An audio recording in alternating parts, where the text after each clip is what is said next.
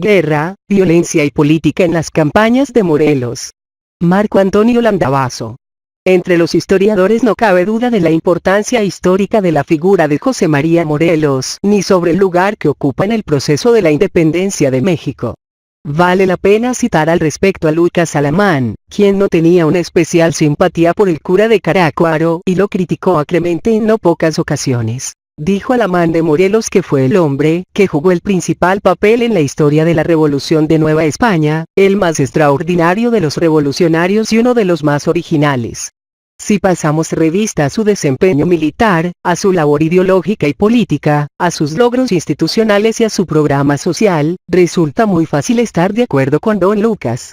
No dejaré de mencionar estos últimos aspectos, sobre todo porque estamos conmemorando este 2013 el bicentenario del Congreso de Chilpancingo y de los sentimientos de la nación, pero dados los objetivos de este texto, me detendré en los dos primeros. Las campañas de Morelos. La eficacia militar no deja de sorprender la efectividad y el impacto militares que tuvieron Morelos y sus fuerzas rebeldes en las sucesivas campañas que encabezó, a despecho de su inexperiencia en la materia y de su improvisación.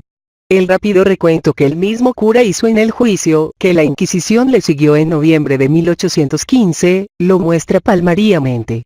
Salió del curato de Carácuaro el 25 de octubre de 1810, por el pueblo de San Jerónimo, Zacátula, Petatlán, Tecpan, Atoyac, Coyuca hasta Acapulco, Chilpancingo, Tixtla y Chilapa, hasta que se levantó la Junta en agosto de 1811, y después, comisionado por dicha Junta, con título de Teniente General, por los pueblos de Tlapa, Chiautla, Izúcar, Cuautla, Taxco, Tenancingo y Cuernavaca. Que de ahí volvió a Cuautla, que ahí estuvo 2 meses y medio, durante el sitio puesto al confesante por el excelentísimo señor virrey actual, que de Cuautla pasó a Huajuapan, Tehuacán, San Andrés Chalchicomula, Orizaba y de aquí pasó a Oaxaca, donde se mantuvo 2 meses y medio, y que en Chilapa recibió el título de capitán general por dicha junta, y el de vocal de ella y anduvo mandando su ejército por Acapulco, Valladolid y otros pueblos hasta que lo hizo prisionero en el Temalaca el día 5 del presente mes un teniente de patriotas de la división del comandante Concha. Durante la primera campaña, octubre de 1810, agosto de 1811, aunque no fue capaz de cumplir la orden de Miguel Hidalgo de tomar Acapulco, sí pudo hacerse de Chilpancingo, Tixtla y Chilapa. Logró además formar un grupo leal y disciplinado, y reclutar a figuras que demostraron ser fundamentales, como los Galeana, los Bravo y Guerrero. Asimismo, tomó control de buena parte de la costa del sur y se dio el lujo de crear una nueva provincia, la de Tecpan. La segunda de las campañas, noviembre de 1811, mayo de 1812, fue una etapa de expansión, en buena medida por la decisión que tomó Morelos en Chiautla, en diciembre de 1811, de dividir sus fuerzas en 3 grupos, encabezados por Miguel Bravo, Hermenegildo Galeana y el mismo Morelos. En esos meses pudieron penetrar en los actuales estados de Guerrero y Morelos, y en el sur de Puebla, y tomar lugares importantes como Taxco, Izúcar y Cuautla. Ocurrieron también 2 sucesos de la mayor importancia: la incorporación de Mariano Matamoros al ejército de Morelos y el famoso sitio de Cuautla. Conviene recordar que el sitio fue un episodio fundamental. Los rebeldes sufrieron miles de bajas, perdieron armamento y el archivo de Morelos. Leonardo Bravo fue capturado y posteriormente ejecutado, pero para el ejército realista se trató de una derrota, porque a pesar de haber gastado casi 2 millones de pesos, no pudieron capturar a Morelos ni derrotar enteramente a su ejército. Quizá fue hasta la tercera de sus campañas en la que Morelos tuvo los triunfos militares más sonados. No solo tomó Orizaba, Córdoba, Yamitlán o Tehuacán, sino Oaxaca en noviembre de 1812 y Acapulco en agosto de 1813. La toma de Oaxaca, como afirmó hace tiempo Timmons, aumentó el prestigio de Morelos, reforzó la confianza de sus fuerzas y le reportó beneficios materiales. En esa ciudad, en efecto, confiscaron joyas, plata, granos y cerca de 3 millones de pesos. Organizó además nuevas divisiones militares, mejoró su equipo y estableció una armería bajo la dirección de Manuel Mier y Terán. Con la conquista de Acapulco, por otra parte, Morelos pudo finalmente cumplir la encomienda original dada por Hidalgo. Logró controlar así un territorio enorme, que iba desde Colima hasta Oaxaca. Después de Acapulco, sin embargo, su estrella empezó a declinar. Es verdad que durante su cuarta campaña se produjeron dos de las principales realizaciones políticas e institucionales de la insurgencia: la instalación del Congreso de Anáhuac en Chilpancingo, en septiembre de 1813, y la promulgación por este de la llamada Constitución de Apatzingán, en octubre del siguiente año. Pero también tuvieron lugar dos derrotas fundamentales para el movimiento: la fallida toma de Valladolid en vísperas de la Navidad de 1813 y la dolorosa derrota en Puruarán, a principios de 1814, en la que perdió cerca de 1.300 hombres, entre muertos y aprehendidos, entre ellos Matamoros, uno de sus hombres de mayor confianza. A partir de entonces la ofensiva virreinal en contra de los principales grupos revolucionarios se incrementó. El Congreso, acosado y dividido, se volvió un cuerpo errante y huyó de un lugar a otro. Se trasladó a Apatzingán, después a Uruapan, para llegar finalmente a Tehuacán escoltado por Morelos. Pero fue sorprendido en Tesmalaca, el 5 de noviembre de 1815, aprehendido y conducido a México, donde fue juzgado y fusilado en San Cristóbal Ecatepec el 22 de diciembre de 1815. Morelos y la violencia antigachupina. Junto a las fortalezas y debilidades militares que mostró Morelos en sus campañas, hay otros aspectos de su vida revolucionaria sobre los cuales me parece vale la pena llamar la atención. Uno de esos aspectos es el de la violencia antigachupina. Como ustedes pueden imaginar, la guerra de independencia fue un proceso muy violento, no solo por lo encarnizado de los enfrentamientos militares, sino por la violencia que generó más allá de las batallas. Es decir, hubo distintos actos de violencia como el saqueo o el pillaje de casas, comercios y haciendas, la ejecución de enemigos sin juicio previo, la destrucción o el incendio de casas, templos, pueblos y villas enteros, la tortura psicológica o corporal, la diatriba, o sea la circulación de textos denigratorios e infamantes muy cercanos a lo que podríamos llamar el terrorismo verbal.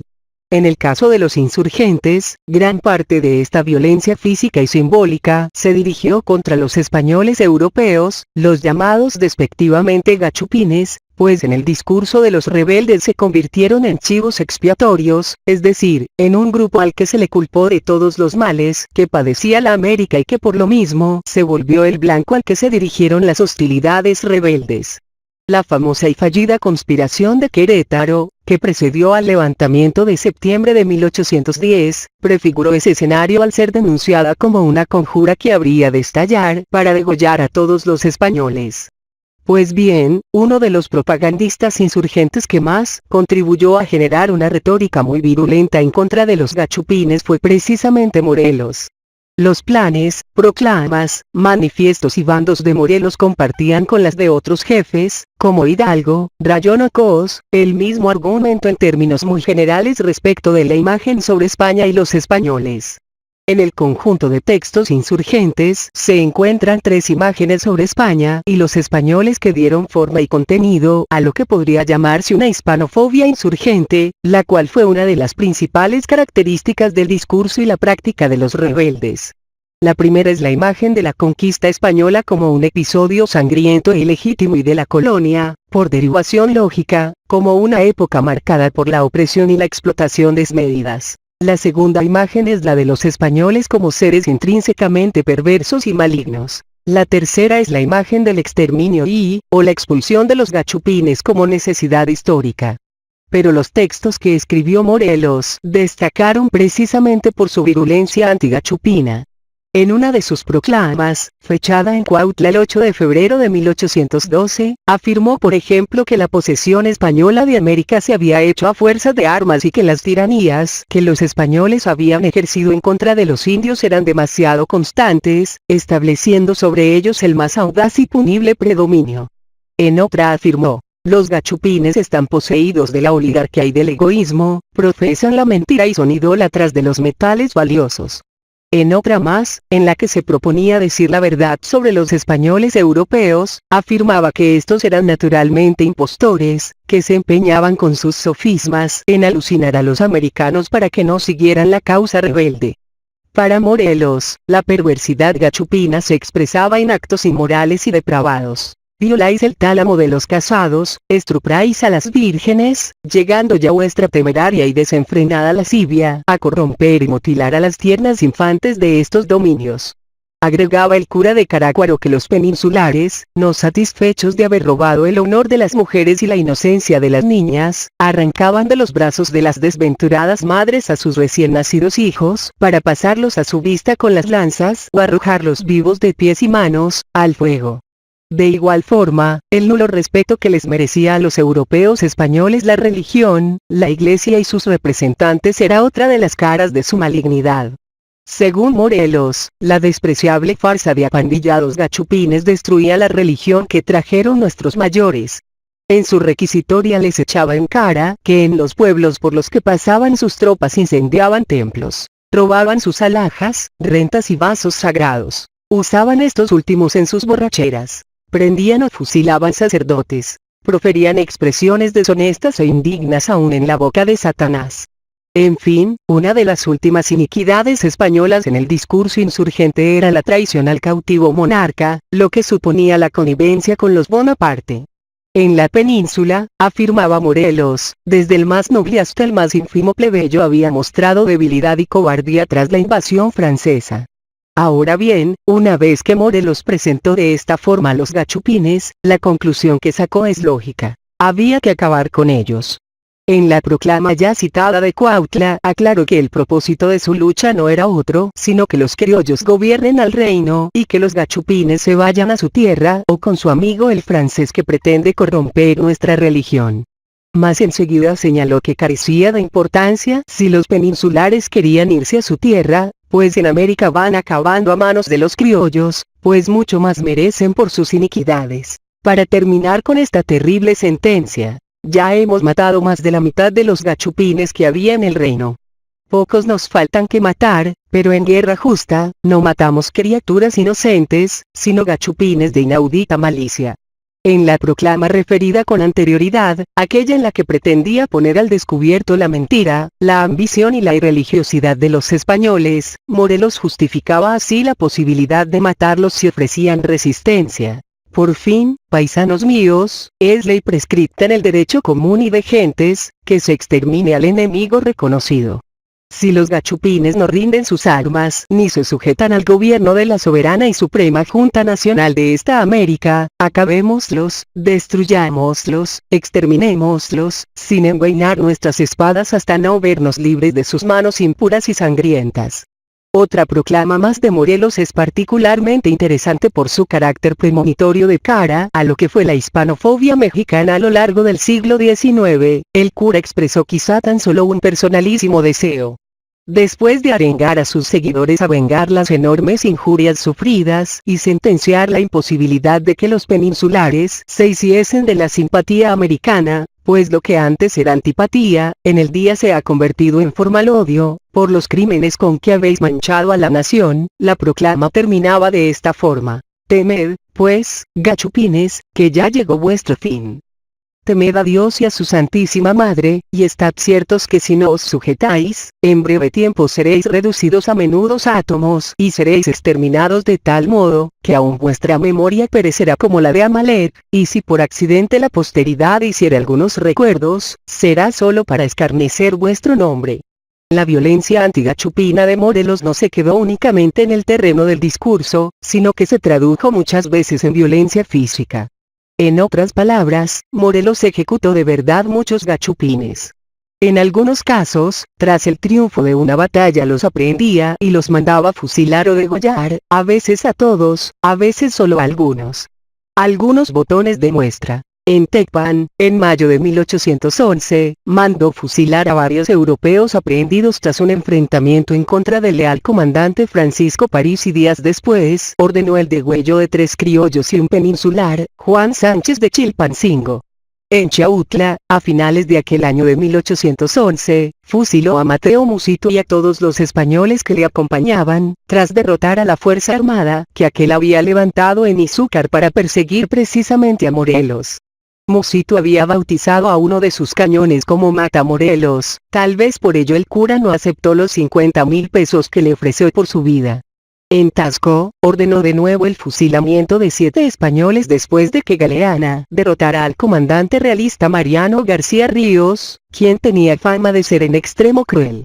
Y en diciembre de 1812, días después de la toma de Oaxaca, mandó fusilar, entre otros, a los peninsulares capitán Nicolás Aristi y comandante José María de Regules. Pero en otros casos, Morelos obró movido por la venganza en una suerte de derecho de represalia, como en el caso de los más de 200 ejecutados en Tecpan y Zacátula, con acuerdo del Congreso de Chilpancingo, tras la conocida derrota rebelde en Puruarán y la posterior captura y fusilamiento de Matamoros. Tras un ataque fallido en Valladolid, en diciembre de 1813, Morelos se refugió en Puruarán. Ahí fue atacado por tropas del teniente coronel Francisco Orrantía, quien lo derrotó tomándole 23 piezas de artillería, 200 fusiles y pertrechos, aprehendiendo a 700 y dejando 500 muertos, entre ellos Mariano Matamoros. El general Llano mandó entonces en Valladolid pasar por las armas a los cabos insurgentes, a 50 españoles europeos traidores y a otros prisioneros cogidos en Puruarán. Antes de ejecutarse la orden llegó a la ciudad un enviado de Morelos, proponiendo canjear a Matamoros y su gente por más de 300 peninsulares que tenía presos en los calabozos de Zacátula y Tecpan, y otros puntos de la costa. Sin embargo, el virrey no autorizó el canje y Matamoros fue pasado por las armas. Morelos, enojado, acordó con el Congreso de Chilpancingo la ejecución de los europeos, muriendo así alrededor de 200 a bayonetazos y a lanzadas en febrero, más otros 50 en abril. Morelos entre monarquía y república. Algunos historiadores, yo entre ellos, han hecho notar la influencia de las tradiciones políticas españolas en el pensamiento novohispano, que se advierten, por ejemplo, en las referencias religiosas, patrióticas y monárquicas del discurso insurgente.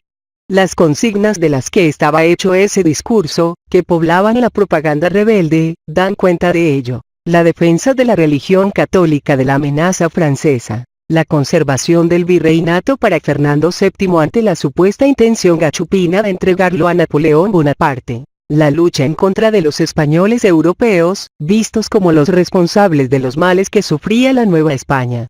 O sea, como se repetía en la época, la defensa de Dios, del rey de la patria. Al menos hasta 1813, en efecto, el liderazgo rebelde formuló una y otra vez, en los diversos textos que produjo, bandos, proclamas, manifiestos, periódicos, oficios, circulares, planteamientos que partían y ampliaban esas consignas. De modo que no resulta extraño, que el discurso de Morelos se haya asimilado al del resto de sus colegas. Podemos apreciarlo, por ejemplo, en su plan del aguacatillo. El plan constaba de 29 artículos, de los cuales poco más de la mitad estaba dirigido a instruir a los jefes militares insurgentes sobre diversos aspectos de conducta que deberían observar, sobre todo a la hora de incursionar en alguna población. Pero los primeros 14 artículos daban forma a una suerte de bases fundamentales para la acción gubernamental, pues abordaban asuntos relacionados con la forma de gobierno, aspectos fiscales y religiosos, y con un principio de nacionalidad americana. Resulta significativo que el reconocimiento de los derechos del rey y la defensa de la patria hayan sido asociados en el punto número 1 del plan.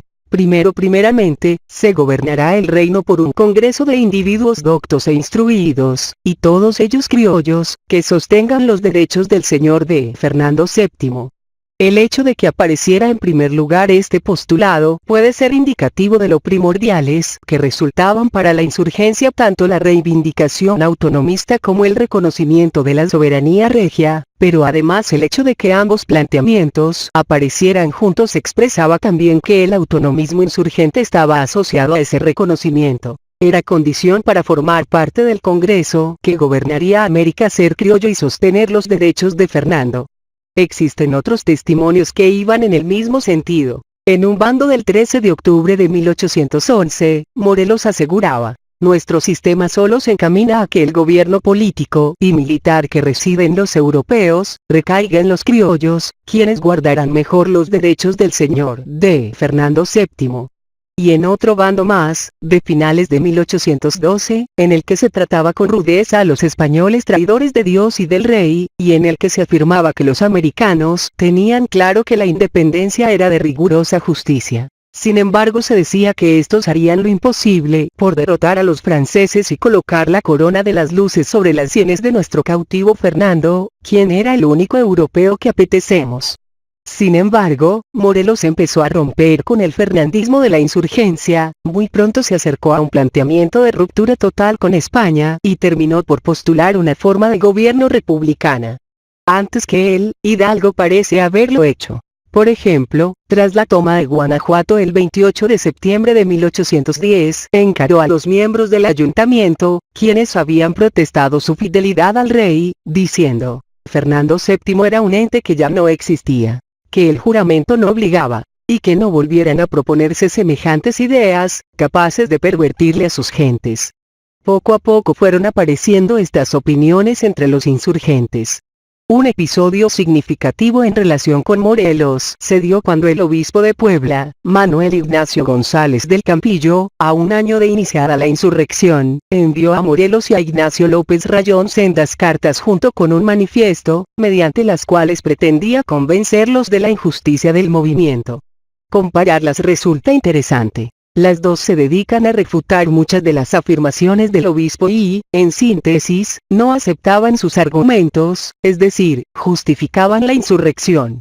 Pero en la de Rayón, por ejemplo, se decía que la solución para los males de la nación era adoptar el sistema de gobierno que se pretende establecer. Este se reduce en lo esencial a que el europeo, separándose del gobierno que ha poseído por tantos años, lo resigne en manos de un Congreso o Junta Nacional, el mismo que, independiente de la España, cuidaría de la defensa del reino, conservación de nuestra religión santa en todo su ser, observancia de las leyes justas, establecimiento de las convenientes y tutela de los derechos correspondientes a nuestro reconocido monarca el señor D. Fernando VII. Morelos, por supuesto, defendía la causa insurgente. Un argumento más o menos similar al de Rayón utilizó cuando afirmaba que quería conservar la religión con más pureza entre mis paisanos, que entre los franceses y que la España estaba efectivamente perdida y las Américas lo estarían también sin remedio en manos de los europeos, si no hubiéramos tomado las armas, porque han sido y son el objeto de la ambición y codicia de las naciones extranjeras. No obstante, Morelos no mencionó en lo absoluto en su carta al rey y terminó de una forma elocuente. No había más que agregar, pues para cualquier otro asunto el obispo debía entenderse con su majestad la Suprema Junta Nacional Americana Gubernativa. Es decir, el rey ya no era más, para Morelos, su majestad, sino que ahora era la Suprema Junta, se entiende que por representar a la nación. El de Morelos era un caso más o menos excepcional, pues fue uno de los líderes insurgentes que bien pronto dio muestras de querer deslindarse de la figura del monarca español, como lo indica de mejor manera este manifiesto en el que abiertamente afirmaba, ya no hay España, porque el francés está apoderado de ella, ya no hay Fernando VII porque se quiso ir a su casa de Borbón a Francia y entonces no estamos obligados a reconocerlo por rey, o lo llevaron a fuerza y entonces ya no existe. En este documento, Morelos tomaba distancia del rey, en cualesquiera de los casos. Pero fue más allá, pues agregó que, y aunque estuviera, a un reino conquistado le es lícito reconquistarse y a un reino obediente le es lícito no obedecer a un rey cuando es gravoso en sus leyes que se hacen insoportables. De modo que cuando se produjeron entre los insurgentes las discusiones relativas a convocar un congreso y establecer una constitución, esas opiniones habían crecido en fuerza. Lo muestra con claridad las opiniones dadas por Morelos a Rayón acerca de sus elementos constitucionales. Recordemos que en el punto número 5 de ese documento se establecía que la soberanía dimanaba del pueblo, pero que residía en la persona del señor don Fernando VII. Rayón remitió a Morelos el texto solicitándole su parecer.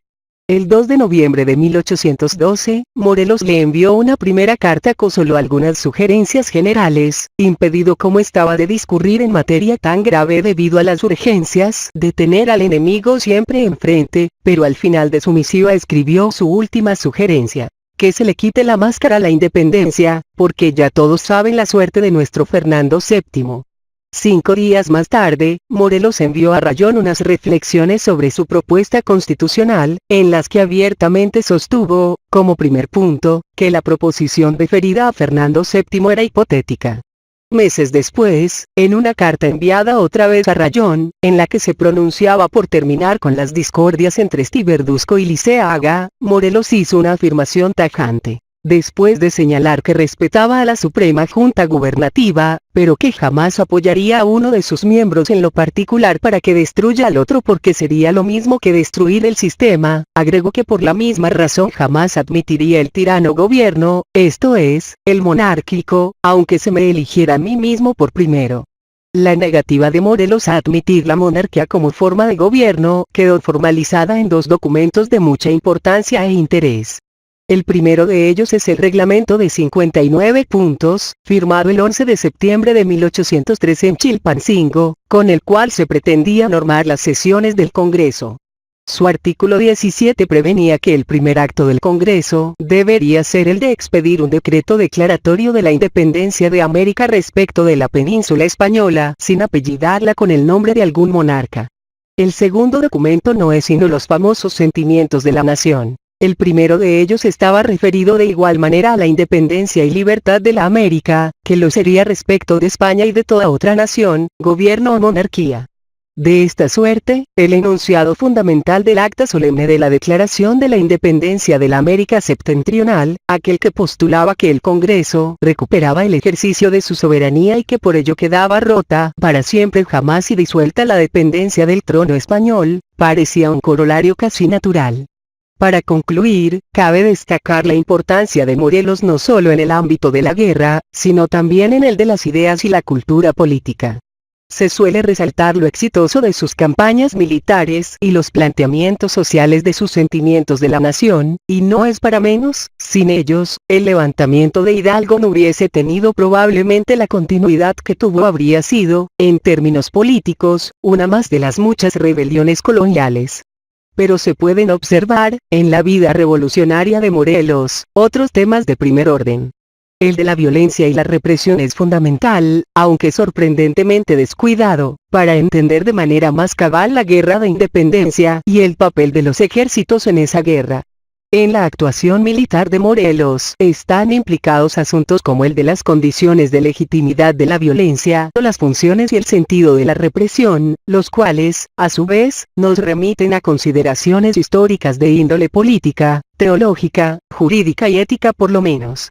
En sus bandos antigachupines, de otra parte, no solo se puede analizar la violencia verbal propia de la guerra, sino las maneras en que el discurso patriótico fue transformándose en retórica nacionalista, si es que se acepta el dictum de David Bradin, según el cual el nacionalismo mexicano heredó los temas y los símbolos del patriotismo criollo que empezaron a crearse desde fines del siglo XX. El odio a los españoles, la identificación con el pasado prehispánico y el guadalupanismo.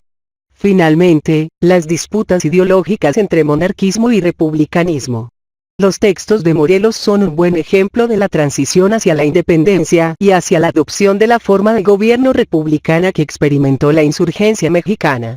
Un tema fuertemente vinculado a las transformaciones de los lenguajes políticos, en el marco del paso del antiguo régimen al orden liberal. Como se aprecia, Morelos fue algo más que sus campañas militares, junto con Hidalgo y Guerrero fue el epítome del proceso de la independencia de México.